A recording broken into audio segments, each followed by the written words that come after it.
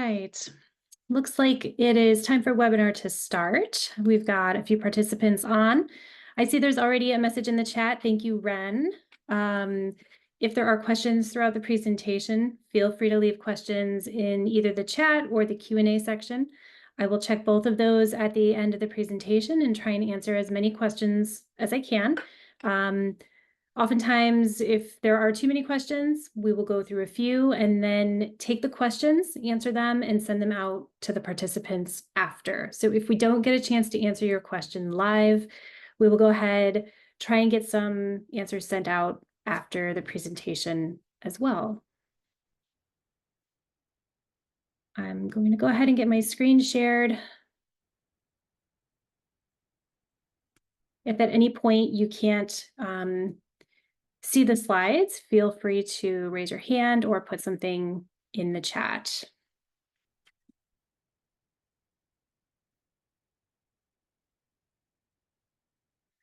All right, so today we'll be talking about eliminating the noise, smarter antibody choices for cleaner flow cytometry data.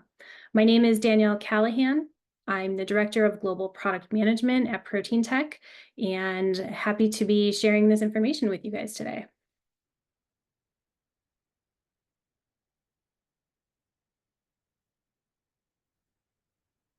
So as far as the topics we have today, we'll be talking about the causes of background, how antibody and fluorophore choices can affect the background and signal in your flow data and your experiment, some best practices in controls and analysis to get rid of background,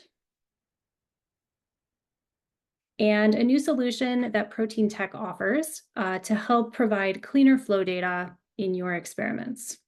We'll go through that at the end. So as far as background goes, we wanted to talk about just a couple of the common culprits that you might find causing background in your flow cytometry experiments. The first is autofluorescence of your cells or your sample. This can affect certain channels and certain fluorophores within your experiment. There can be excess fluorescence. A couple of reasons that this could happen. Your fluorophore could be too bright. You could be experiencing spillover into neighboring channels, and there could be signal amplification happening in an undesired way. And then the third culprit that we'll talk about today is nonspecific binding of your antibodies. And this could be due to either cross-reactivity or sometimes also due to Fc receptor binding.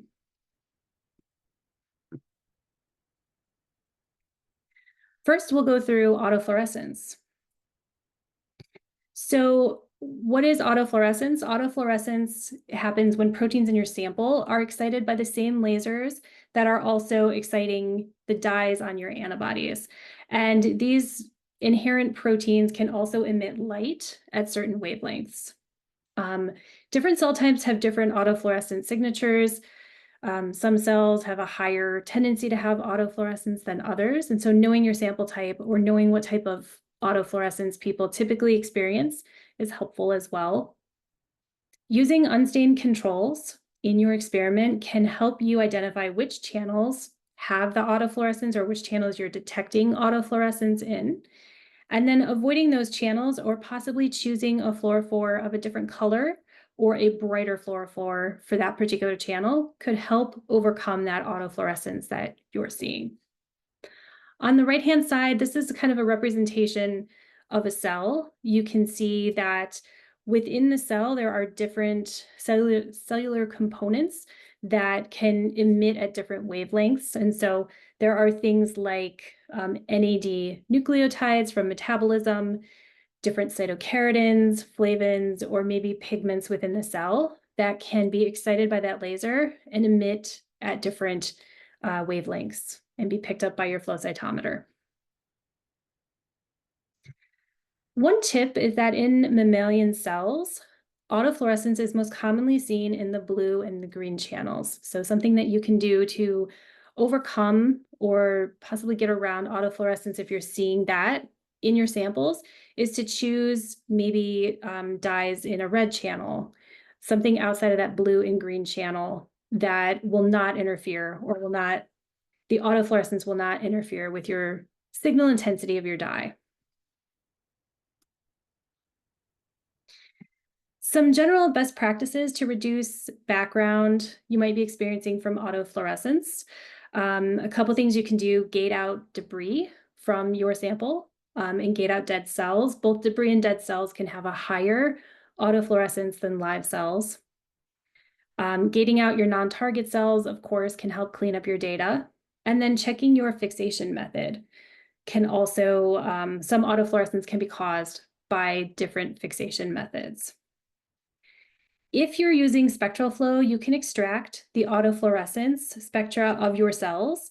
And although this can be a little bit complex when you have multiple cell types involved, spectral flow does kind of make it easier to sort of find the autofluorescence of your cells and pull that out.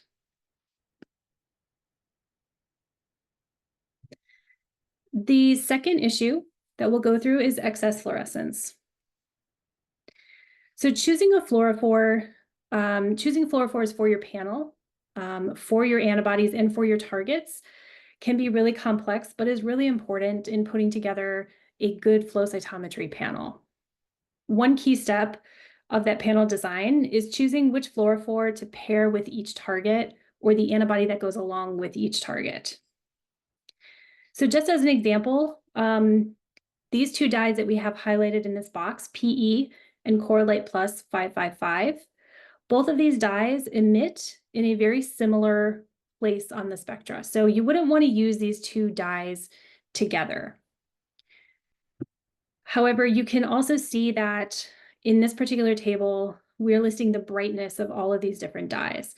And if you are needing to match a brighter dye with possibly a lower expressed protein, you would want to choose PE because it does have a brighter, the fluorophore is brighter. And if you're pairing that with something of low abundance, you have a better chance of seeing that in your data. And similarly, you might want to pair high expressing targets with your dimmer dyes. Something that can really help with choosing fluorophores for particular antibodies and particular antigens or targets is the panel building tools that are available online. On the Proteintech website, we offer a panel building tool that takes into consideration the instrument you're using, the filters and lasers that you have available to you, the targets that you are looking to screen with your panel, the antibodies and even the vendors that you're choosing antibodies from, and through algorithm-based recommendations, it can kind of help build a panel for you that will be more successful based on the specific targets that you've listed, the dyes that you are hoping to use with your instrument and your filters, and it can kind of put all of that together in a really nice panel for you. So having access to some of these tools and also maybe databases where you can look up different cell type autofluorescence, that can all help you be successful in building your panel and avoiding some of the background.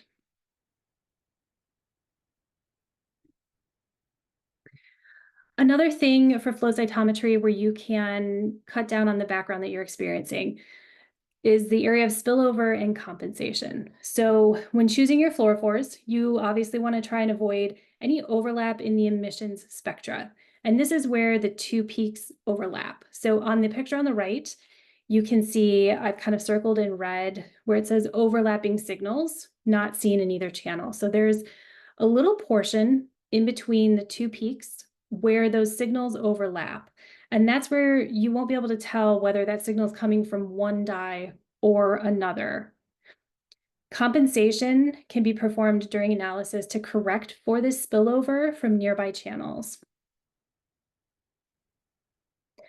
So what compensation looks like if you're looking at your data, if you look at the data on the bottom right-hand side, you can see on the left, this is what your data might look like before compensation. And then after compensation, you can see sort of how that data lines up, is a little bit cleaner, and you're not sort of seeing that shift in between the two populations. For larger panels where spillover is somewhat unavoidable, there are controls that you can use called fluorescence -1.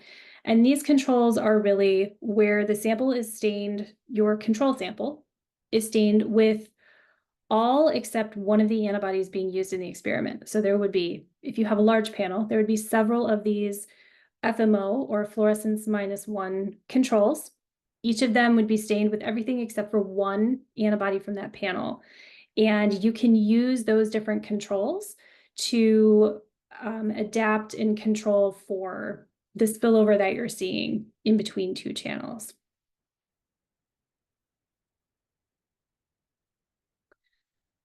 It can also, the FMO controls can also determine relative contribution from a positive and a negative population, and not just between two positive signals, but between a positive and a negative population.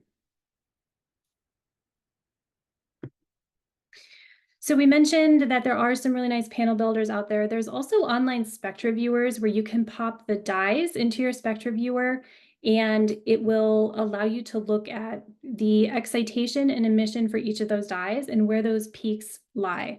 So you can kind of just, put your dyes into a spectra viewer, get a quick view of anything that might cause some issues for you before you even build your panel. And panel builders will also have some of this spectra viewing available as well. Looking at these spectra can be really key, especially when the excitation spectrum is wide. So when your fluorophore is excited by more than one laser, you're going to get a really wide, you can see on the bottom here, like a really wide shift where there are three, for this green block on the bottom panel, you can see that there are three different colors kind of all overlapping in that one area. And so being aware of this before choosing your dyes can be really helpful and prevent you having to do a lot of that extra compensation later. So smart panel design is helping you to avoid spillover.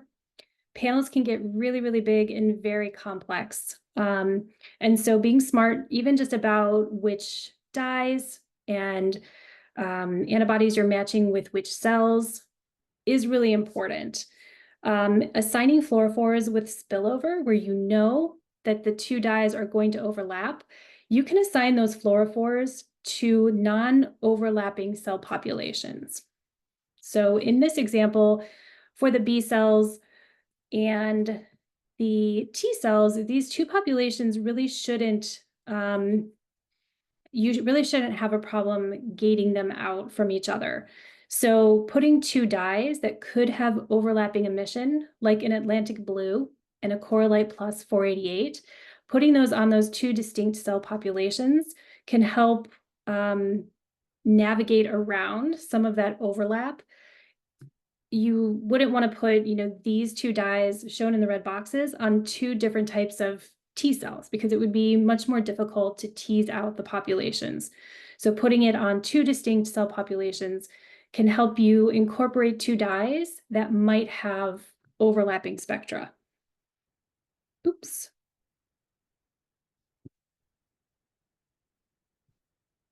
And then another thing that you can think about in your panel building is the order of gating. So in the example that we're showing here, Correlite plus 647 spills into the filter for Correlite plus 750. These dyes are very close together on the spectrum. However, 750 does not spill into 647 based on the way that it is excited and then emitted. So if Correlite 647 cells are gated out first, you don't need to worry about that signal when you are then looking at your Correlite plus 750 cells, because that spillover goes in one direction, but not necessarily in the other. And so the order of your gating can help eliminate some of the spillover and background as well. Thinking about your antibody labeling method can also clean up some of your flow cytometry data and make your protocols a lot easier for you. So a pre-conjugated primary antibody is going to be the easiest and most straightforward for multiplexing. And I think anybody who's built or is familiar with building flow cytometry panels, you know that choosing pre-conjugated antibodies is the easiest way to get as many targets into your panel as possible. But oftentimes you are kind of left to use primary and secondary antibodies somewhere in that panel. Primary and secondary antibodies do offer benefits like signal amplification. So if it is a target of very low abundance, a primary plus a secondary can kind of help boost that signal. However, it can provide a little bit more background in your experiment when using the primary and secondary antibody. It also makes multiplexing more difficult. There are far more steps in your protocol and more complexity to your protocol when using primaries and secondaries and trying to avoid the secondaries detecting more than one primary in your panel. And this is where something like flexible antibody labeling kits can come in and make things very easy for your flow cytometry panel. So the flexible antibody labeling kits, they are affinity reagents. They have a quick 10-minute protocol. They stick to your primary antibody on the FC portion only, and they can work with an antibody in any buffer or at any concentration. So these flexible antibody labeling kits are very easy to use, and your antibody then kind of performs like a pre-conjugated primary once you have labeled it with the flexible kit. So then once your antibodies are labeled after that 10-minute protocol, you can pop them into your flow cytometry panel just like you would a pre-conjugated primary antibody.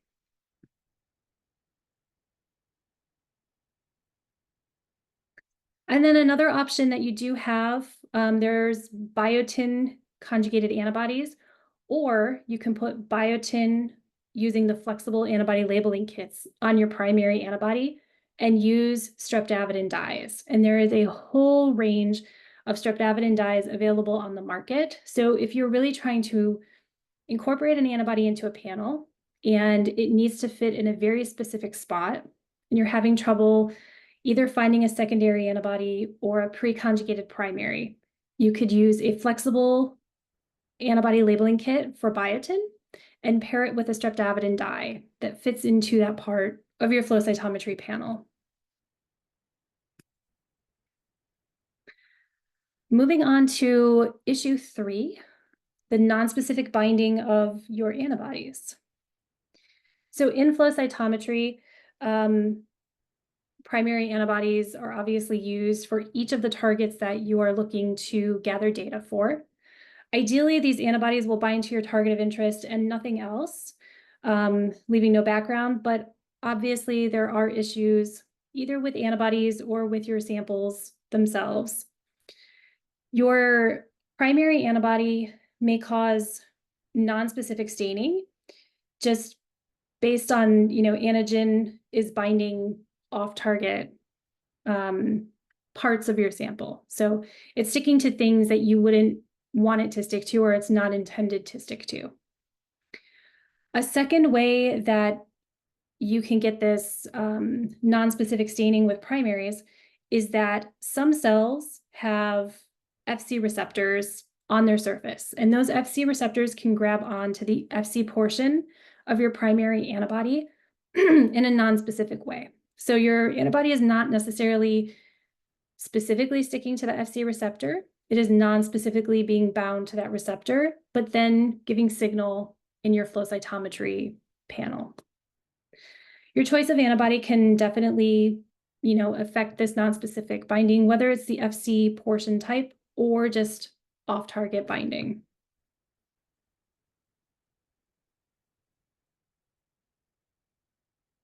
One thing to think about when choosing your primary antibody is whether you would like to use a polyclonal or a monoclonal, or which one is available for you to use. The clonality of your antibody can have a big impact on the specificity. So polyclonals by nature are a mixture of clones. They bind multiple epitopes of the same antigen. So your polyclonal antibody, it may be quite specific for, let's say, CD3, but it is a mixture of clones that are sticking to different epitopes of that CD3 molecule that compromise or together make up that polyclonal mixture. If any of these epitopes are sharing close homology with similar or related proteins, your polyclonal antibody can also bind to those proteins as well.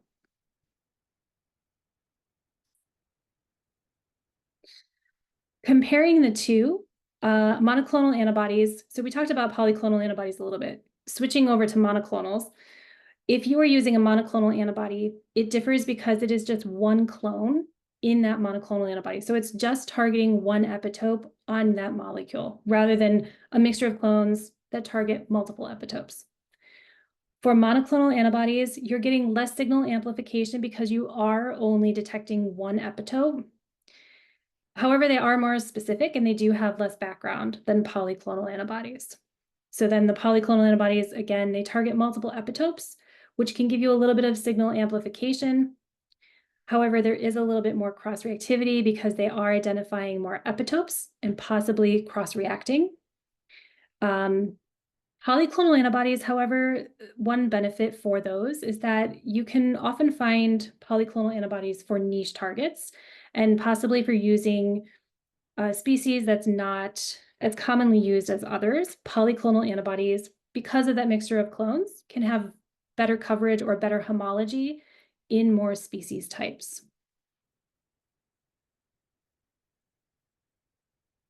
So when selecting a clone, it's good to keep in mind that different clones bind different epitopes on the molecule and have different affinity and specificity. So for the 4 pieces of data on the right-hand side, these are 4 different antibodies that all recognize CD3. So you can see along the x-axis of each of these plots that there is a CD3 antibody of 4 different clones. The clones are in the parentheses. 4 different clones identifying the same CD3 target. And for each of these, you can see that the data looks slightly different for each of those clones. And that is due to the fact that the different clones are sticking to different epitopes on the CD3 and giving you slightly different readouts for those cells. The epitope location that's recognized by the antibody can also affect whether that antibody is binding intracellularly or extracellularly. So a lot of times, especially your CD markers, there is an extracellular portion, but there's also an intracellular portion. If your antibody is specific to that intracellular portion, you would then need to know that your antibody should be fixed and permeabilized in order for the antibody to get inside the cell and access those intracellular domains. Other epitopes could be blocked by certain interactions or modifications or just a really crowded cellular environment. One feature on the Proteintech website, it's a newer feature, but is really helpful, is the 3D epitope mapping. So here's an example. We're showing CD138. When you look up CD138, you're able to see all of the different antibodies that are available for that particular protein. Each of those green or red circles on the protein structure is a different antibody that's offered. And you can hover over each of those places and view the product information for the antibody that's available. So this can be really helpful when trying to choose an epitope that works for you, or if you're struggling with signal, maybe looking at the epitope for your particular clone could give you some insight as to why something may not be working for you.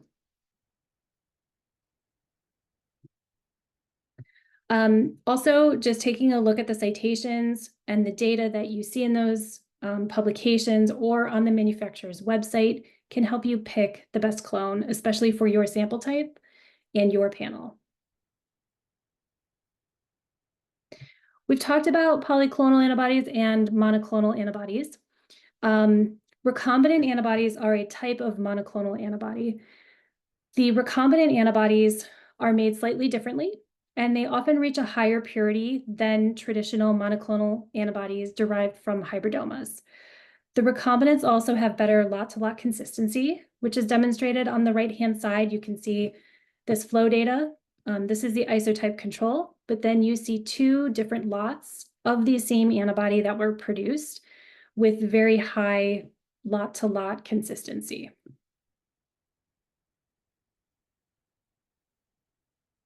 And although these newer clones, they tend to be less cited because they're often newer to a manufacturer's catalog.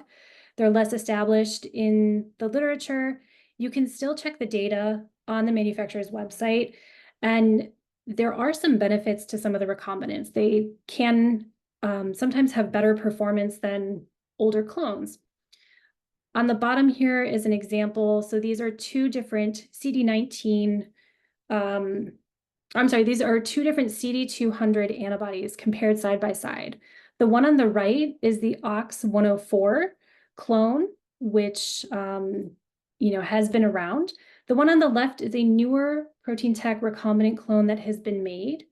And between the two of these, you can see for that CD200 on the y-axis, you can see that the Proteintech recombinant clone has higher staining in these particular samples than the older, more established OX104 clone. So checking some of this data for the newer clones, even if there's no publications or citations, some of these newer antibodies could still have even better performance than clones that may have been around for a while. Fc receptor binding, we talked a little bit about this with the nonspecific binding. Some immune cell populations do express Fc receptors on their surface, and these can grab onto your antibodies, capture them, and lead to nonspecific background. And some of these cell populations include monocytes, macrophages, granulocytes, NK cells, and dendritic cells. For the data on the right-hand side, within this red box is where you would see some of that nonspecific Fc receptor binding of your primary antibody.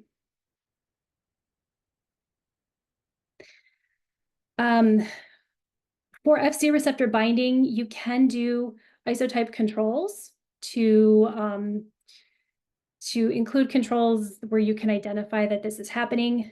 A lot of people also use something called Fc receptor block within their samples and within their staining. And this receptor block kind of blocks those Fc receptors so that they're not grabbing onto antibodies in a non-specific way. And there's also the option of gating out Fc receptor expressing cells if those are not the populations that you necessarily need to look at.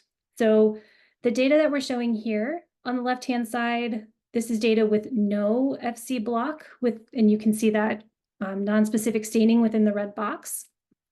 On the right-hand side, this is including Fc block during the flow cytometry experiment process.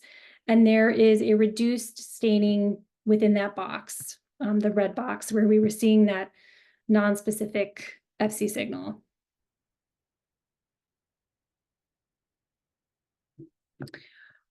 Proteintech has recently launched some recombinant antibodies specifically for flow that are called FcZero Rab. I'll talk a little bit more about what these antibodies are, but you can see this third piece of data with the FcZero Rab recombinant antibodies, that non-specific binding inside the red box has gone down to almost nothing right there. So it's even less non-specific binding than including the Fc block in your experiment. So what is FcZero Rab? What are these recombinant products that are so helpful in avoiding the non-specific Fc binding of your primaries? These are recombinant antibodies that are made with what we call an FcZero backbone. So this backbone is designed to eliminate the Fc receptor binding domain on the antibody. So we actually put a mutated Fc receptor binding site within the antibody backbone so the Fc receptors on your cells can't grab onto it. So that avoids that sticking altogether. There's also AccuBright site-specific conjugation. It's these little pink sites down at the bottom of your antibody on the Fc end of the antibody. The AccuBright site-specific conjugation is helpful. It's a stoichiometric labeling, which means that it doesn't interfere with the antigen binding sites, which are these pink ends on the ends of the Y of the antibody. So because you are only conjugating at the Fc end, you are not worried about those dyes sticking to your antigen binding parts of your antibody and causing it to become inactivated. The FcZero backbone also offers one universal isotype, so this reduces the number of isotype controls that you would need to include in your flow cytometry protocol. And then because these are recombinant, they are recombinantly manufactured, and this is ideal for optimal purity and lot-to-lot consistency over time. So with the FcZero recombinant antibodies, what we've done is at Proteintech, we call some of the clones that have been around for a very long time and are highly cited, we call those gold standard clones. And you can see that antibody represented on the left here. With the FcZero recombinants, we take this variable region, shown in pink. We use the FcZero backbone, but keep the variable region from some of the high-performing top-sided clones that flow cytometry researchers have known and used for a very long time. So it gives you the benefit of both. It gives you that epitope identification that the gold standard clone offers on the FcZero backbone. And so the binding behavior of the clones remains the same while still getting the benefits of that mutated Fc receptor portion of the antibody and that site-specific conjugation down at the end.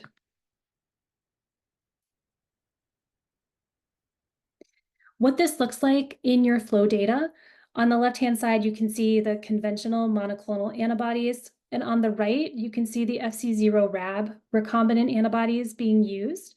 And this box in both, this box represents that non-specific binding due to the Fc receptors, whereas with the FcZero Rab antibodies, you don't have to worry about that non-specific binding. It's completely eliminated because the Fc receptors can't grab onto the antibody.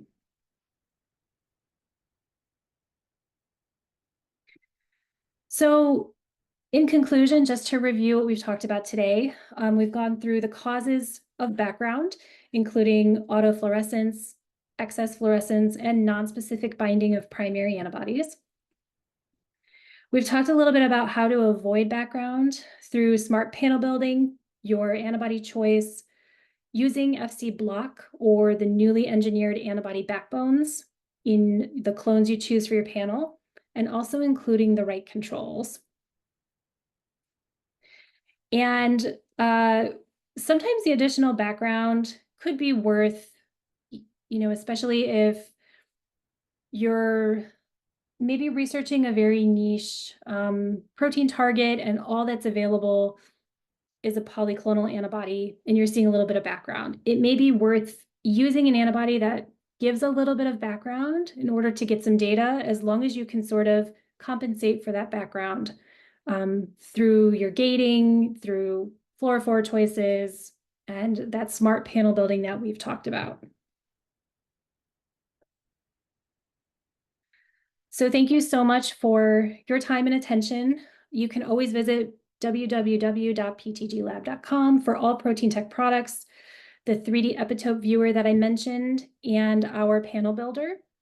Feel free to leave any questions in the chat or the Q&A section, and I'd be happy to take any of those questions now.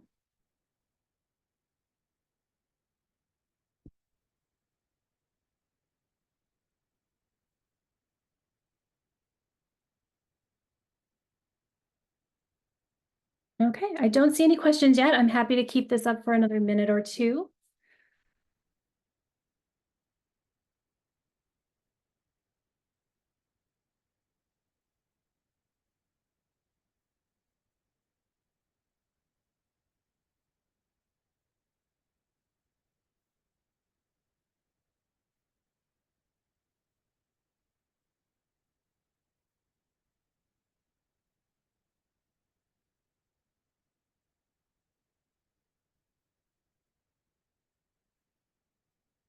All right.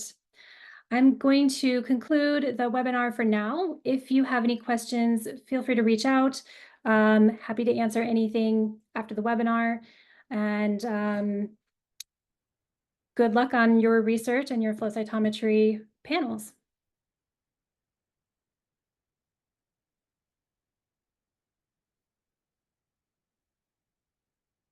Thanks so much.